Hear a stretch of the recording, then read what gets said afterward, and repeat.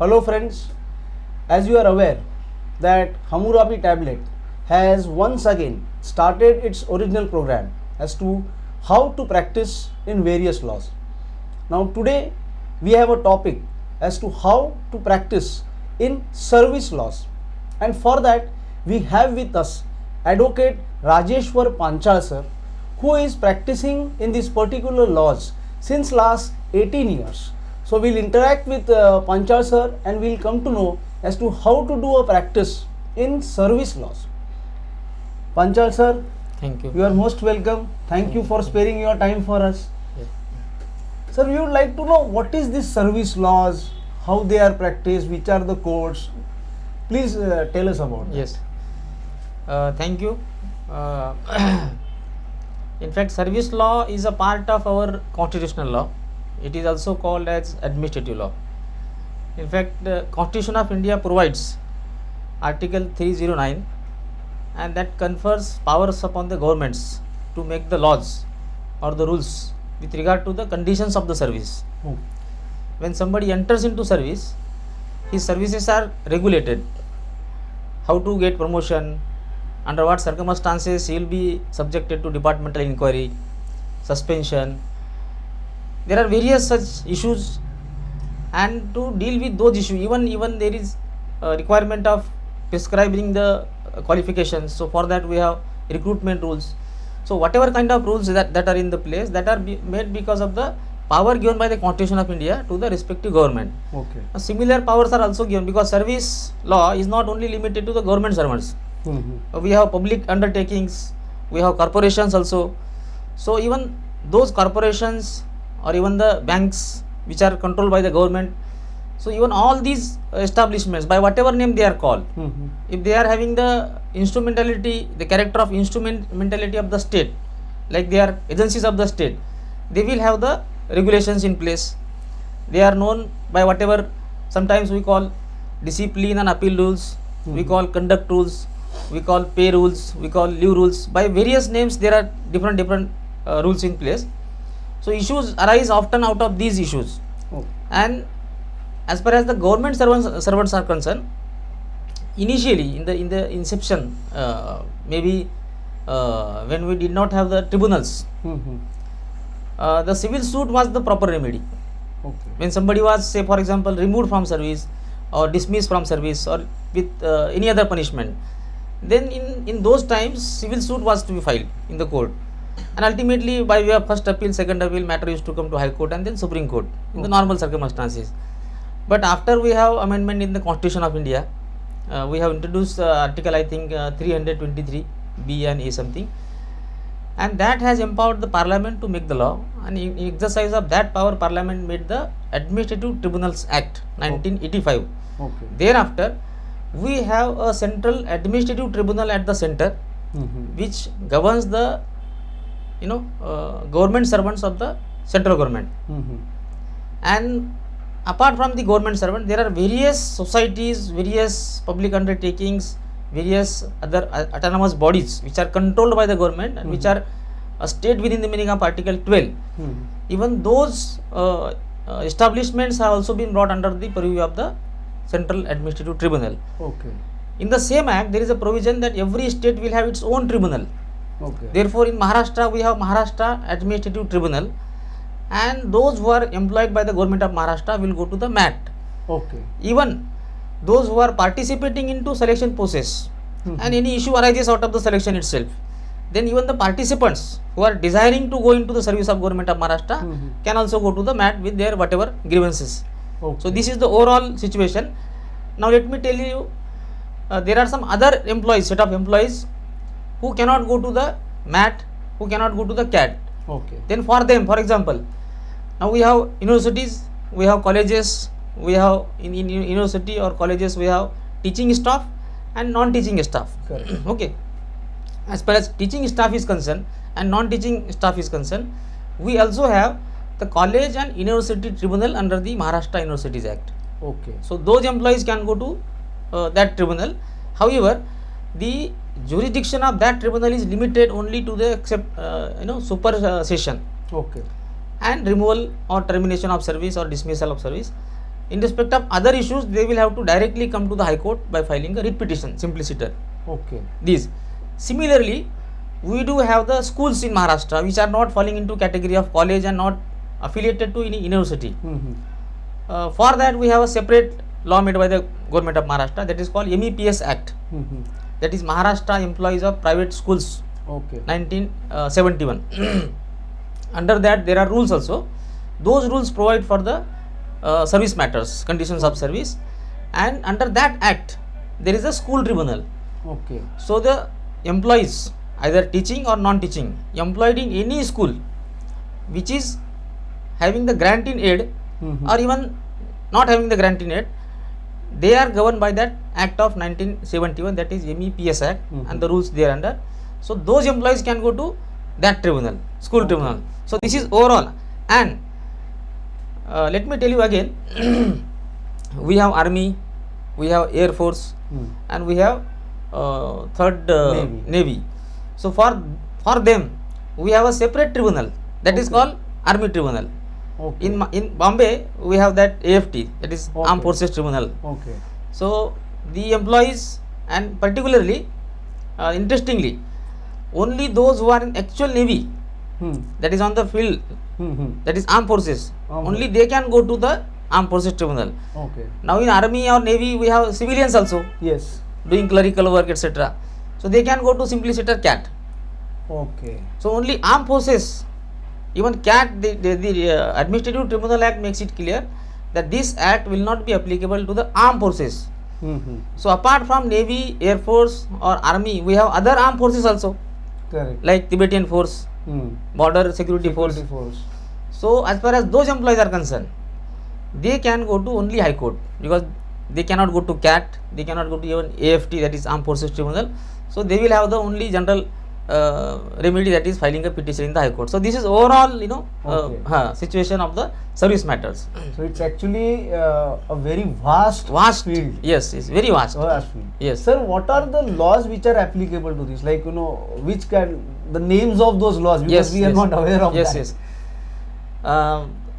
To make it very simple to be understood by our viewers, we will first take example of the central government employees. Okay.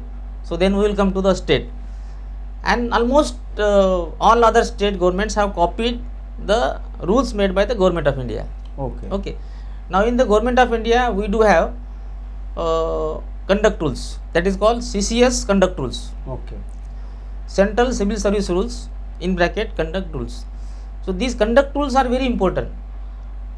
How a government servant should behave, how his conduct should be once he becomes the government servant. This is regulated by that conduct rule. Okay. Similarly, there are pay rules. When we get pay commission, there is a pay commission after every 10 years. Like presently we have pay commission, 7th pay commission, which has come into effect from 1/1/2016. Okay. Once that pay comes into existence, the existing pay rules are modified according to the latest position as recommended by the pay commission. So that is governed by the pay rule. Okay. Now government servants will have right to have the leave also. For that we have CCS leave rules. Okay. For example, somebody has violated the conduct rules. He has not behaved up to the mark as per the conduct rule. Then what is to be done? How should be proceeded against him? For that we have a separate, that is CCS CCA rule. Okay. That is Central Civil Services Classification and Appeal Rules. Okay. So that provides the actual procedure to be followed before imposing the punishment. And in that we have several, normally there are two kinds of major punishment, penalties. We have a set of major penalties and we have a set of minor penalties. In the major penalty, generally there is a dismissal from service, removal from service, compulsory retirement from service, and reduction into rank. Okay. Now dismissal is one of the harshest penalty. When government servant is dismissed from service, he becomes disqualified to be employed again in any government sector. Okay. Very serious penalty. And then removal. Removal does not carry the stigma or blot like disqualification forever, but still you will lose everything. Okay. So when government servant is either dismissed or removed from service, his entire service will stand forfeited. That means he will not get pension, he will not get gratuity, Okay. he loses everything. So these are the very dangerous penalties In fact, these are called civil death. Okay. Because when somebody is deprived of his very livelihood, it is actually a death, civil death. So these penalties cannot be imposed unless the procedure laid down in the law is followed. Okay. And then we come into play, then the very principles of natural justice. In fact, in India, the expansion of the concept of principles of natural justice is only because of the service law. Okay. That is, service law has played a major role, a greatest role in expanding the role of the principles of natural justice. Okay. And the limitation of the court to interfere into these kind of inquiry matters which result into ultimately dismissal or removal from service or say compulsory retirement is again because of Article 311, because Article 311 gives, that is very say for a common man we have Article 21, isn't it? So Article 21 says that nobody can be deprived of his life or liberty except according to procedure laid down in the law. Correct. For that we have CRPC. Yes. Okay. According to CRPC, one has to be prosecuted. Correct. And he has to be given fullest opportunity to defend himself. Yes. And then only, if at all the case is proved beyond the reasonable doubt, then court can impose the penalty. Yes. Similar to that, there is a protection available to government servant also. So these penalties cannot be simply sit and imposed simply because employer wants to punish somebody with the penalty. It cannot be done. There must be a procedure. Okay. So these rules, that is discipline and appeal rules or CCA rules, will have to be read in the context of Article 311. Okay. Now again in Article 311 there is one major protection. Rule is basic rule is that the civil servant cannot be dismissed, removed or compulsorily retired or reduced into rank except by the authority by which he was appointed. Okay. Or by the authority to whom the appointing authority is subordinate. That means in simplicity, a person who is subordinate to the appointing authority cannot impose that punishment upon you. Okay. That is the protection. Okay.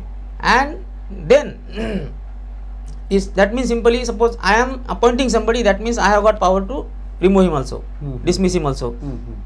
Somebody who is below me cannot do that. Okay. So one who cannot appoint cannot dismiss also. That is a logical conclusion. Okay. But then next protection comes into play. Even I who appointed cannot dismiss unless I follow the set of procedure in which that fellow is given the fullest opportunity to defend himself. Okay. That is the embodiment of the principle of natural justice by virtue of Article 311. And then the principles of natural justice are so vast and they are expanding by day. So we cannot say that this is a straitjacket formula and that has to be followed in each and every case. Okay. In every case, the circumstances are so different. Then in the set of that fact or the circumstances, we have to analyze the situation and come to conclusion whether there was a violation of any of the principles of natural justice. Now, you must be aware, basically, originally principles of natural justice were having only two principles. That is, nobody can be judged in his own case, and secondly, nobody should be condemned unheard. These are the two original concepts, original principles, but then over the period of time, those principles have given birth to new principles also. Now today, the principle of natural justice is also that justice not only should be done, it must appear to be also done. That means a person who is the subject matter of the inquiry or subject matter of any action, penal action, must have a faith or must believe that he is given fair opportunity, that he is not victimized. He must have that fairness in his mind, and for that the authorities concerned should display the fair play in the action. So these are the requirements, and sometimes it also happens that the rules under which the inquiry goes on or the action is taken against the employee do not mandate the applicability of the principles of natural justice. Then Supreme Court of India, in famous case, there is one famous case, Union of India versus Krishna Kunj Bihari. In that case, Supreme Court said that the principles of natural justice must be made applicable even when your rules are silent. Unless the rules themselves expressly exclude the application of the principles of natural justice, the principles of natural justice must be made available. But let me tell you beyond that, it is impossible that rules will expressly exclude the applicability of the principles of natural justice. Yes. Because if the rules do so, rules will be directly violative of Article 14. Correct. Because principles of natural justice have been held to be part of Article 14 itself.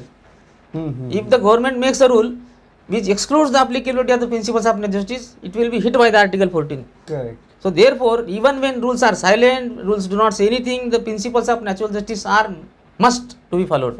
In any kind of action, not only in departmental action. There are other actions also. For example, when somebody is entering into service and he doesn't fulfill the probation, initially probationary period is 2 years, 3 years. In those cases, departmental authorities, without holding inquiry, simply sit and issue the order of termination. Simply sit the termination without saying anything that he has done this and that. They will say, since your service is not satisfactory, we are giving discharge from service. We are terminating your service. We do not anymore require your service. Like that. Even in those cases also, these principles come into play. Okay. So we have these said. Similarly, on the same line, Maharashtra government, we have also MCS, that is Maharashtra Civil Service Conduct Rule. We have Maharashtra Civil Service Discipline and Appeal Rules. Okay. Maharashtra Civil Service Pay Rules. Maharashtra Civil Service Pension Rules. Similarly, we also have CCS Pension Rule. We have Maharashtra Civil Service Leave Rules. So these are the rules in place, and similarly, the public undertakings, they have almost copied what the government of India has framed, because that is ideal. And they copy normally. For example, let us take example of the MTNL. When we go MTNL or BSNL, they say CDA rules, that is Conduct, Discipline and Appeal Rules. So they will provide each and everything in respect of the conditions of service. They will have the recruitment rules in place. So recruitment rules will lay down the qualifications. For example, they want particular employee on a particular post. What shall be qualification of that post? According to that, then selection process proceeds. So these are the different laws. As I told, there is the Maharashtra Universities Act. Under the Maharashtra Universities Act, there are statutes made by the university. Okay. Those statutes will be like these conditions, conduct or discipline and appeal rules. Now in Maharashtra, we have Mumbai University. So Mumbai University has a statute number so and so, statute number so and so. It is like just regulation. So they provide the procedure for holding inquiry, for imposing penalty, okay, for even promotion, etc. Now, as I said, in respect of the schools governed by the MEPS Act, we have MEPS regulations, service conditions of 1981. Okay. So now, interestingly, let me tell you one very interesting case which I handle to make the point very clear. If there are no rules, what happens? Okay, I got a case where 4 professors were dismissed from service. Okay. It was from Pune, and when the case came to me, I found that the charge sheet did not contain any rule. Charge sheet did not mention or refer to any rule. Then I argued that unless I know, or unless you tell me that by doing so and so activity I have violated this law, how come I will be in position to defend myself? Because in the rule of the in the procedure of the inquiry, initially you are given a charge sheet. Okay. Like in the criminal court, we file a charge sheet after carrying out the evidence during the investigation. Charge sheet is submitted.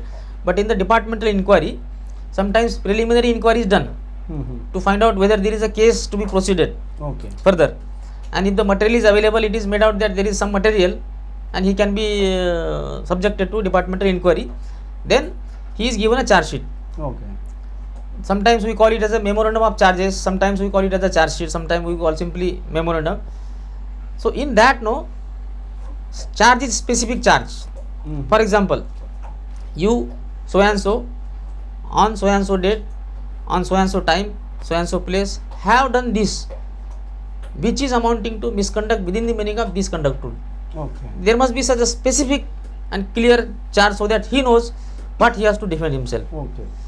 So these are the rules, and if the rules are not there and then somebody is subjected to departmental inquiry, that is a gross violation of principles of natural justice. So on that one count itself, the department had to take the entire dismissal order back. Okay. So they were reinstated. They were reinstated on this one count. So this is the importance of the rules being in place. Okay. Because if there are no rules, then you cannot say that I have violated rules, isn't it? So this is actually coming from Article 20. Okay. You must be aware of Article 20.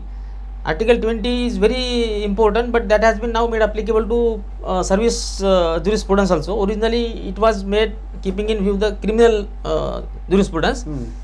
Now Article 20 says first that nobody shall be made to punish, nobody shall be made to suffer the penalty unless the act which he has done is declared as a punishable offence by the law. So there must be some law in place. That law must declare that doing this particular act shall be an offence, and that very law must provide the punishment also. Then only if somebody violates that law and commits an offence within the meaning of that sense, then only he is to be prosecuted and punished according to that law. Same principle also applies in the departmental matters also. So there must be some conduct rules first, and then I must be made, accused of having committed the misconduct within the meaning of that conduct rule. If that is not done, then it is a case that somebody is being brought in the court and we tell him, you defend himself. He doesn't know what to defend. So he will have to say, I did not commit rape, I did not commit murder, I did not commit this offence. So he will have to keep, this is not possible. So he must be told, like in the criminal case also, the magistrate or the court while framing the charge, specifically makes a charge. Yes. So the same principle is also applicable in the departmental matters, and that is called charge sheet. Okay. So this is the overall idea about the service rules. Sir, you have been saying that departmental inquiry is started. Now I want to ask that whether any advocate can assist that particular employee during the departmental inquiry. Yes. That is actually very important and significant also. One case from our Bombay went to Supreme Court. Okay. That is very famous case. I think BPT versus Surendranath Nadkarni. Okay. And let me tell you, in that case, Supreme Court referred to one of the beautiful sloka of Bhagavad Gita. Okay. That slok goes like this: Sambhavitasa Chakirti Marnadati Richyate, which means that for the man of honor, for the man of respect, dishonor or disrespect shall be worse than death. Okay. This is, let me tell you the context in which this is, this sloka comes into Gita. On the battlefield, when Arjuna lays down his weapons, saying that the enemies are my own people, my own relatives, and I do not want to kill them, and by killing them what ultimately I will gain. He is not ready for the war. Then Lord Krishna tells him, see Arjuna, you are the greatest warrior, particularly in respect of archery, but there are people who are trying to find the opportunity to say that you are not warrior. So you have that respect and honor of being a greatest archer in the world, and if you do not do that, that very honor will be taken away from you, and when a man of honor is losing that honor, for him it is worse than death. So that is the advice given to Arjuna. So this slok is used by Supreme Court while dealing with such a case important. Okay. Because when somebody is subjected to departmental inquiry, somebody is made accusation that he has violated this, and he is subjected to inquiry. Ultimately that inquiry may result into dismissal from service, removal from service. As I said, removal or dismissal from service will mean the taking away of the livelihood itself. He will have no means to sustain. And that person who is facing such a great accusation, such a great blot, at this point of time, let me remind you that Article 21, that is right to life, also includes right to reputation. Because we have been often hearing, Rankala देखील तेवढीच राजा एवढीच इज्जत असते. Correct. We have that saying in our local language. Yes. The king has reputation. Similarly, even a person walking on the road has the equal reputation. Yes. And that has been also recognized by Article 21. And when somebody is made such accusation that he has violated this particular rule, he is facing the inquiry is going on, he is living in the society with that accusation on his head. So he loses the reputation itself. Okay. Okay. when departmental inquiry has such a greatest harsh effect on his personality, his reputation, then we must have the, the fair action in place. And in that sense, he must be given the fullest opportunity. In that case, what had happened? He had demanded that I must be allowed to have the legal assistant to defend myself in the inquiry. He was not given that. Okay. Saying that our rules did not contemplate that the delinquent employee, that is employee who is being subjected, does not have right to engage a lawyer in the departmental inquiry. But interestingly, what had happened, while the inquiry was going on, these rules got changed. The very rules got amended, and there was a provision that if the department is being represented by the legal assistant or somebody with the legal brain, may not be exactly a lawyer practicing in the court, but somebody having the degree of law, yes, and dealing with the departmental legal issues, even if such legal brain is available with the department to represent their case, in that case he is also entitled to get the lawyer. So this was the position, new position. Then department suo moto should have considered his request on account of the new policy, and department should have given the lawyer to him, but department did not do. Matter went up to Supreme Court. Supreme Court said, when your rules got changed, amended, and you are being represented by somebody who is having legal brain, you have denied this opportunity to this fellow, therefore your entire inquiry got vitiated. Okay. So on that one count, his dismissal order, his everything was set aside by Supreme Court, he was reinstated in service. So today we have a very clear position that if department is having the assistance of the legal brain, employee is also equally entitled to have the assistance of the legal brain. That is the law today. Sir, how is the filing procedure in this CAT or MAT? Yeah. Actually, Maharashtra Administrative Tribunal, if you get that book, even Bare Act, under that you will have rules also, and those rules have prescribed a particular format. Okay. And the format is just like the format you might have handled the cases of DRT. So in DRT also there is a format. Nowadays this is a new style. Earlier there was no importance attached with the format. Earlier we used to say what has to be seen is the substance, not the form. That was the earlier policy. Okay. In what manner you have written is not important. What is important must be written, and that must be found. That was the earlier policy. But now, since we have the new rules in place, so the rules are providing the format itself. So generally in the CAT or the MAT, format is the same, only name changes. Okay. In Maharashtra we say Maharashtra Administrative Tribunal, and in CAT we say the Central Administrative Tribunal. Okay.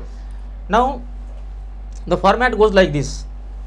The heading, that is Maharashtra or Central Administrative Tribunal, then original application name, that case in High Court we call writ petition, that is called original application. Then you have to put down the district from which your case is coming. For example, Bombay, Pune, whatever it is. Then particulars of the applicant, that is, in that you have to give title, that name, the post on which he is working, and his age and residing address and the official address. Then the respondents versus so and so, so and so, so and so. Then first para provides, in short you have to tell what is the case in that first para. For example, order against which the case is made. Sometimes there may not be order. It is not necessary that in every case you are challenging an order of the authority. You may feel aggrieved because somebody is promoted and you are not considered. In that case also you can go to the CAT seeking that yes, I am entitled to promotion according to my seniority, but that fellow is. So you have to narrate in short, he is aggrieved by the action on the part of the respondent in promoting so and so fellow without considering my seniority. So in that particular para. Then second para goes like that the tribunal has jurisdiction to try the case. Third para goes on to say that the matter is filed within limitation period. And normally limitation is of 1 year. In approaching CAT or MAT, there is limitation of only 1 year from the date of actual cause of action. Now this 1 year has to be reckoned not from the original order. Say for example, before going to CAT or MAT, in fact I have forgotten to tell you that there are departmental remedies also under the rules. And those departmental remedies are like appeal and revision. But these departmental remedies, for example, now in Maharashtra, let me give example of the police department. Now CP is competent authority to impose penalty upon the constables in Mumbai. That is Commissioner of Police. Suppose he passes an order of the removal from service. The constable is entitled to prefer an appeal departmentally, and that departmental appeal will go to the DGP, that is Director General of Police. And then he can make a revision to the Government of Maharashtra Home Department. Okay, then to Then MAT. after exhausting these departmental remedies, only one can go to MAT. Okay. If you directly go to MAT, MAT will say that you have not exhausted this remedy, and accordingly your case is not maintainable as of now. You go and first exhaust. Okay. Now there is an exception. When you have preferred the departmental appeal and the period of 6 months has lapsed and there is no action, no decision, law will presume that you have exhausted that departmental remedy, and you are free to approach the respective tribunal. Okay. And then para 4th goes on facts of the case. In the facts of case, you know, we have to go on telling the story like situation, who is he, how it happened, everything. Then para 5 pertains to grounds on which you are challenging the action. Then para 6 and 7 pertain to that you did not file any other case and no case pending, no decision, etc. And para 8 is the prayer. Para 9 is the interim prayer, if you make an interim prayer like stay, etc. And para 10 provides particulars of the, now let me tell you, in MAT or CAT we do not pay the court fees. Okay. We pay Indian postal order, that is 50 rupees postal order. You have to get purchase from the post, and that has to be annexed, and that postal order has some particulars like where from you purchase, what is the date and what is the number. So you have to, and that format says that you have to put down those particulars in the same, and then verification. So this is the format as applicable to MAT or CAT. Now if you go to High Court, the normal format of the writ petition is to be followed. Okay. So in University Tribunal, where also we go to file appeal, or school tribunal, there is also no such specific format provided. So you can follow the style of even writ petition. Okay. In University Tribunal or the school tribunal. That is that you are free to have whatever style of format of the drafting you can follow. Okay. Yeah. And sir, the order passed by MAT or CAT, Yes. that is challengeable in High Court. In High Court. But Yes. as a appeal or in writ. Yeah, this is also very interesting. This is also very interesting. Actually, what had happened?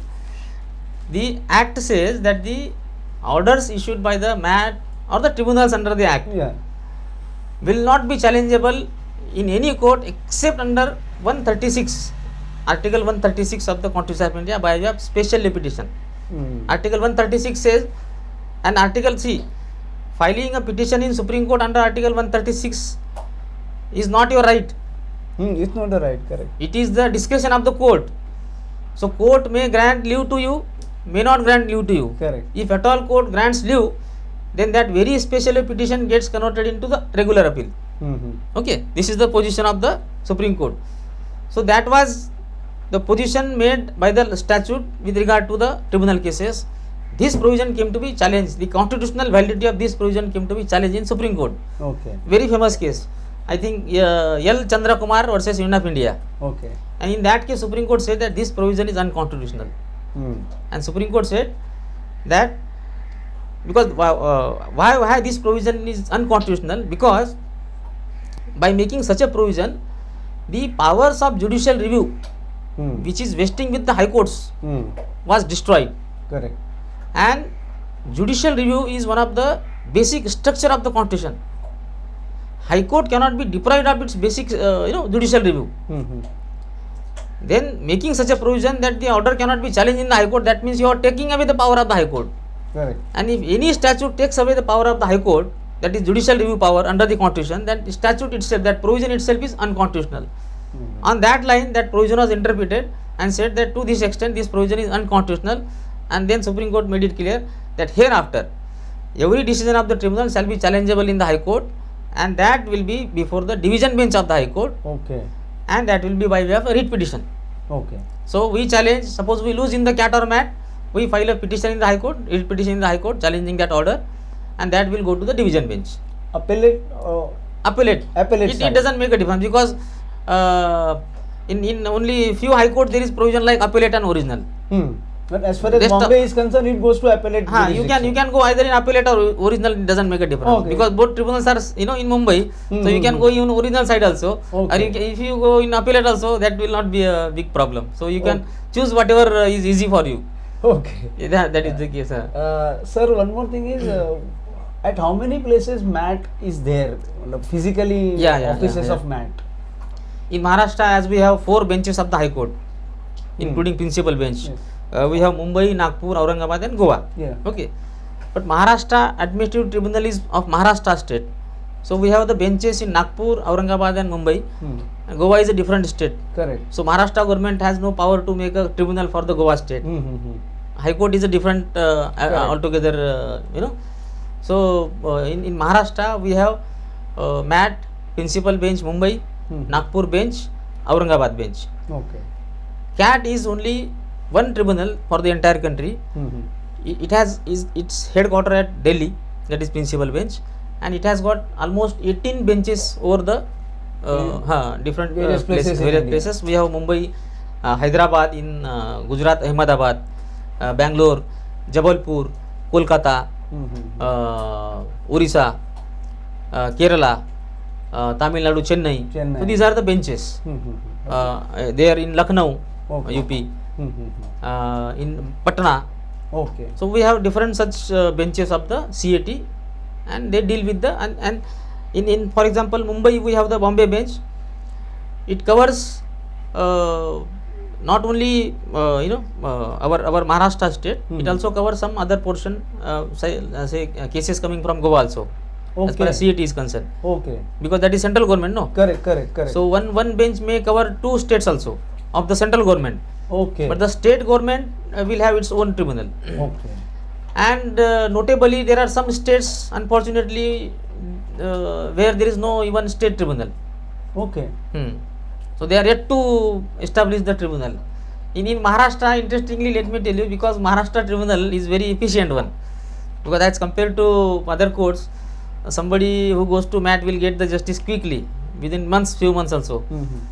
And in case of say transfer is one of the lucrative businesses of the government, no?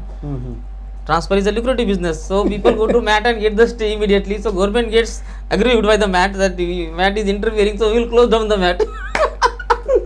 So that is not possible, but they have done so many attempts to close down the MAT also. Okay. Maharashtra, many of the times. But then it is not possible, because ultimately there must be some tribunal, no? Correct. So we have tribunal, thankfully. That actually leads my next question as to what is the disposal time of the complaint which is filed before MAT or CAT? Yeah. Actually, there is no such statutorily laid down any period during which the case has to be disposed of. However, MAT as compared to CAT is very efficient. Okay. Sometimes we get orders within month also. Okay. In my personal practice, I got so many orders within few months. Final disposal. Okay. It depends upon the existing judges also. It depends upon the situation also. Sometimes case may go on for 2-3 years. But in any case, MAT is very efficient, and within even a case like dismissal from service or removal from service, 2-3 years you will get final judgment. Okay. Sir, who are appointed to hear the cases? That is also very important. Actually, MAT and CAT, this is a kind of administration dealing with the administrative law. So there is a scheme of law that the tribunal must consist of division bench, and that division bench must consist of 1 judicial member and 1 administrative member. Okay. So in MAT or CAT, we have 2 judicial members and 2 administrative members in 1 bench. In Maharashtra, now in Mumbai, there are 2 judicial members and 2 administrative members. So division bench will always consist of 1 member coming from judiciary, that is judge, and 1 from the administration. The administration, all the retired secretaries, they can apply.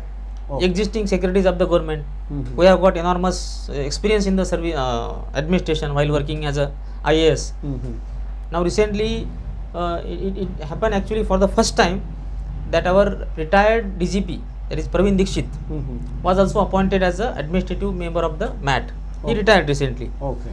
Presently we do have one Sri Bhagwan, administrative member of MAT. He is actually from the Indian Forest Service, Okay. IFS. So people who are having enormous experience in the administration while they are in the service of the government, either central, state, doesn't make difference, they are also appointed as the administrative member. Okay. And there cannot be a bench consisting of two members of the same category. Okay. For example, two judicial member cannot sit and decide the case, two administrative member cannot sit and decide the case. As far as single bench is concerned, there is single bench also. Okay. So there is a categorization of cases. For example, matters which are pertaining to dismissal from service, major penalty, removal, dismissal, compulsory retirement, reduction into rank, promotion, pay scale, these are the matters which go to the division bench. Okay. And remaining matters, for example, suspension, transfer, and then somebody is removed from service but still is occupying the accommodation given by the government. Somebody has taken extra money from the government by way of mistake, etc. So government starts recovering that amount from that fellow. That is recovery proceeding. These kind of proceeding will go to the single bench. A single bench may be sometimes judicial member as well as sometimes administrative member. Even this is also highly controversial. Let me tell you what happened. The Supreme Court had occasion in one case coming from our MP, B.R. Thackeray versus State of Madhya Pradesh. You can find that case in our Indian Canon also freely available. Or B.R. Thackeray versus MP or MP versus B.R. Thackeray, exactly I don't know. In that, Supreme Court made very interesting interpretation. It said that powers of the tribunal as conferred by the Act cannot be exercised by the administrative member sitting singly. Okay.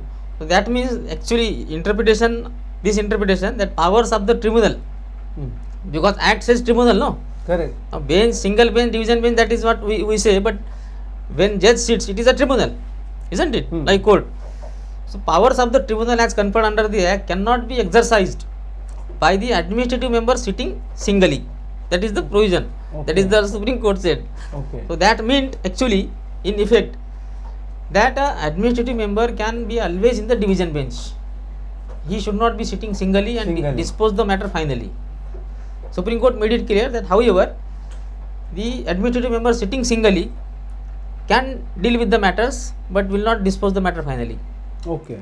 But in practice they do not follow this one, and even our advocates also do not take the objection, therefore it goes on. Okay. But this is the legal exact position. Okay. And sir, you said me how the administrative member comes. I want to know how the judicial member comes. Sitting judges are appointed or separate judges are appointed? Yes. Only as far as the chairman is concerned, the Maharashtra tribunal chairman say or the central government tribunal says, the law requires that it must be a retired High Court judge. Okay. So now just 2 days before notification came, Ranjit More, who is from our Bombay, yes, and prior to retirement he got elevated to the Chief Justice position of Tripura High Court or Meghalaya High Court. After he retired, our vacancy of the CAT chairman was there, so he is appointed now as the chairman of the CAT. Okay. Ranjit More. Now he will sit in principal bench Delhi. Okay. So as far as chairman is concerned, that is requirement of law that it must be a retired judge of the High Court. Okay. Retired or existing, Okay. who is or has been. That is the exact word used in the statute. So it can be a normally working High Court judge will not go. Will not go. Okay. Other member, judicial member, same. But that is not the only qualification. Third is also there. One who is qualified to become High Court judge. Now qualified to become High Court judge would mean a person, a lawyer with 10 years practice, isn't it? Correct. Constitution requires that somebody who completes 10 years as a standing at bar will be qualified to become High Court judge. So even such member of bar can also be appointed as a judicial member in the CAT or the MAT. Okay. So we do have often recently one of our member, in fact two of our member from the CAT have been appointed as judicial member. One is Patni madam, recently got appointed as a judicial member, and before that I think 2-3 years before one HP Shah, Hina Shah, She was appearing in many of the cases against me also in one department, and she was a panel counsel. She got also appointed as a judicial member. Presently, she is posted in, I think, Jodhpur or Udaipur something. Okay. So, a lawyer with 10 years practice is also qualified to become a judicial member.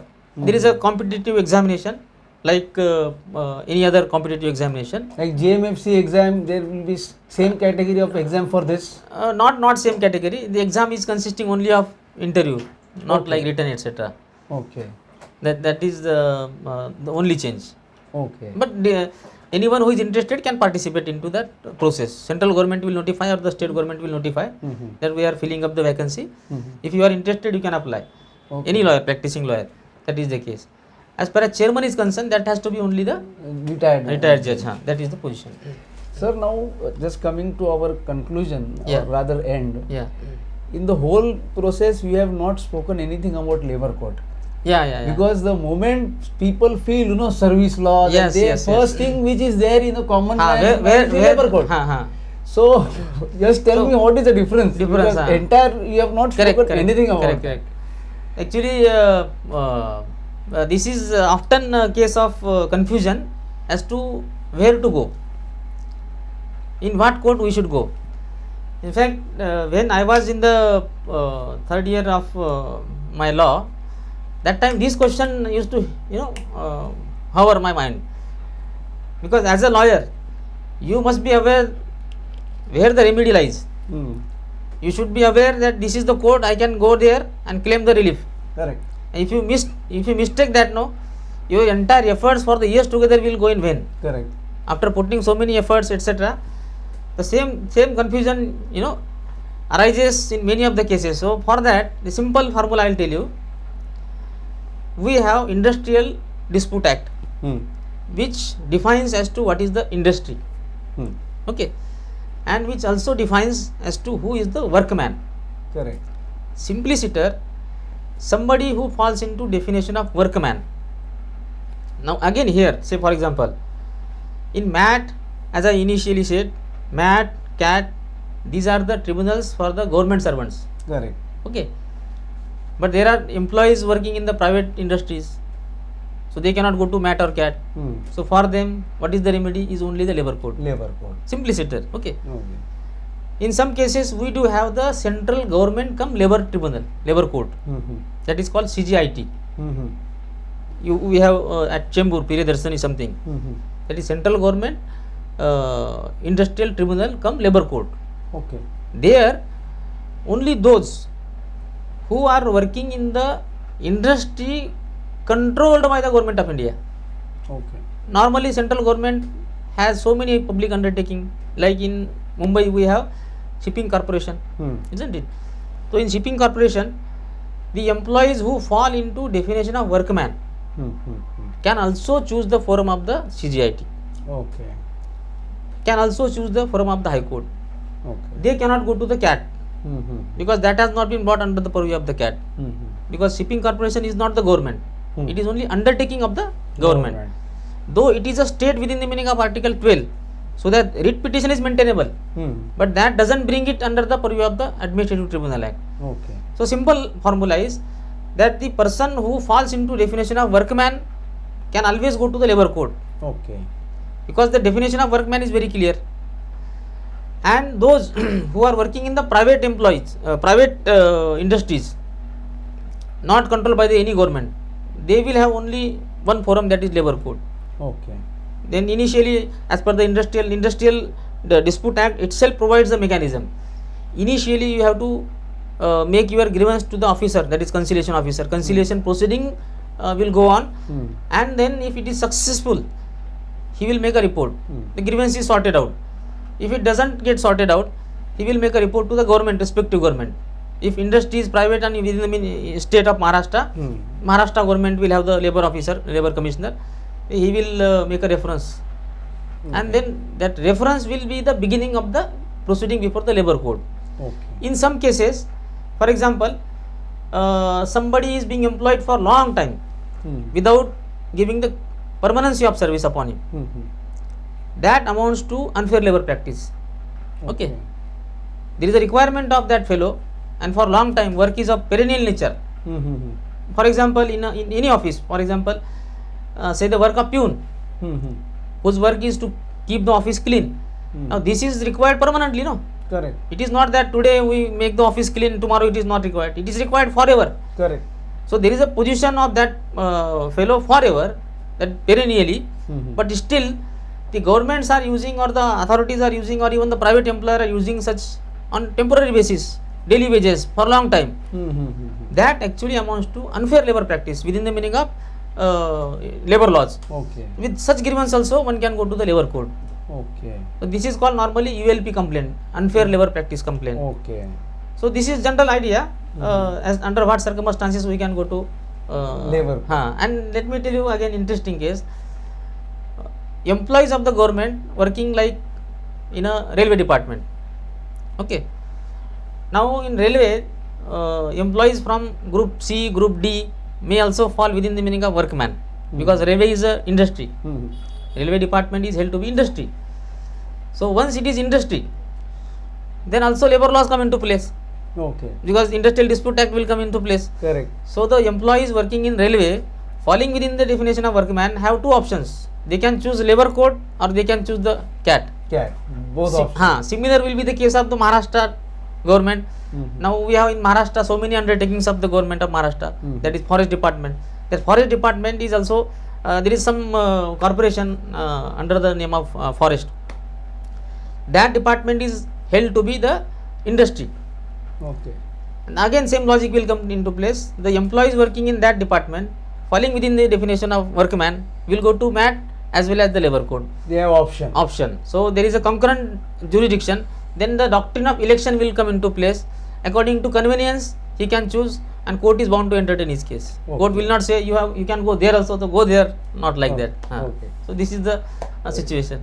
Sir, before concluding, yeah, I would like to know how you were inclined to enter this segment of practice. How you entered this segment particular? Actually, that is also very interesting, story. When I came here, I actually belong to the Nanded city, Marathwada, and for Marathwada we have a separate bench at Aurangabad. Okay, so normally cases which are decided in our place, that is area where I come from, will go to the Aurangabad bench. They will not come to Bombay. Correct. So I did not have option to go to our bar and to meet our friends and to request them to at least send cases to me. Nothing like that. So I was left with the option to whatever case comes, I will accept here at the beginning. So initially 1 or 2 cases came just by luck, and I handled those cases, and in that process I came to read one judgment. I do often tell my all friends, newcomers, juniors, if you want to practice in service law, just read one judgment. It will create interest within you. It will make you perfect. Okay. That case is decided way back in 1958. That is very famous case, Purushottam Lal Dhingra versus Union of India. Okay. Little bit big case, voluminous case, but I read that one case. That reading of that case created an interest within me, that this is very interesting branch of law. Okay. And it is because it is part of constitutional law. Isn't it? Correct. Article 16 provides for the appointment. Article 16 confers a right on everybody to compete for the public post. Correct. So this is a fundamental right. Entering into service is a fundamental right. Participating into competitive exam is a fundamental right as per the constitution. So we go to MAT or CAT in High Court in selection matters. This is a fundamental right. So it is a part of constitutional law. So anyone who has got interest or inclination into understanding or practicing constitutional law, for these kind of people, this branch will not be difficult. Okay. So that is how from beginning I had interest in the constitutional study. So because of that, my understanding of the constitutional law helped me a lot to understand these tedious concepts of service law. So that is how I became a practitioner in the service law. Okay. But I do not claim to be an expert or the only service law practitioner. I have dealt with different matters, different field. I do have criminal matters. I have conducted appeals, anti-corruption matters, Okay. conviction matters, general our traditional Practice matters also. practice also.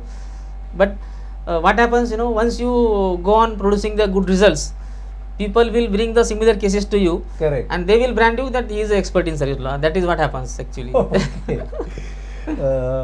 Panchal sir, Yes. thank you very much for giving your Yeah, time. thank you.